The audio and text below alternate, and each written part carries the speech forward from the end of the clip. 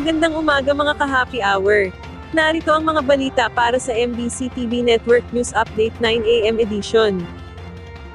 AFP handa sakaling magpasya ang korte na ilipat sa kanila ang kustodiya ni Pastor Apollo Kibuloy. Nakahanda ang Armed Forces of the Philippines na ipiit sa kanilang pasilidad si Kingdom of Jesus Christ leader Pastor Apollo Kibuloy at 4 na iba pa. Ito'y sa sandaling magpasya ang mga korte na humahawak ng kaso nila Kibuloy na pagbigyan ng hirit ng kampo nito na ilipat sa Campo Aguinaldo ang kustodiya sa mga akusado. Ayon kay AFP spokesperson Colonel Francel Margaret Padilla, kanilang igagalang ang anumang magiging pasya ng korte at tatalima sila rito.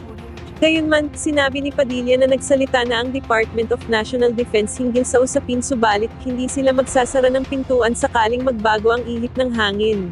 Una nang iginiit ng DND na hindi miyembro ng militar sina Kibuloy at wala silang kinahaharap na kaso sa court-martial kaya't walang pangangailangan para dito sila ipiit. Samantala, Davao del Norte Governor Edwin Jubahib kinumpirmang tumulong upang sumuko si Pastor Apollo Kibuloy.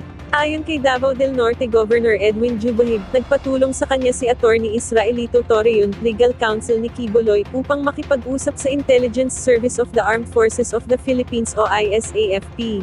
Sa Facebook page ni Jubahib, sinabi nitong kinontak siya ng Board of Directors ng Kingdom of Jesus Christ para makipagnegosasyon. Ayon kay Jubahib, noong unay nag-alangan siya lalo't napakainit ng issue pero sumunod na tawag ng mga ito doon siya nagdesisyon na lapitan si Army 60th Infantry Mediator Battalion Commander Lieutenant Colonel Jobali Carmel Cabading.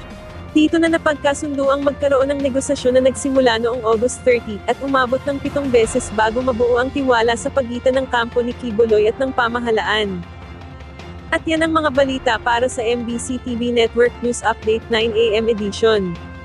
Abangan ang mga susunod na balitaan mamaya para sa 10 AM edition.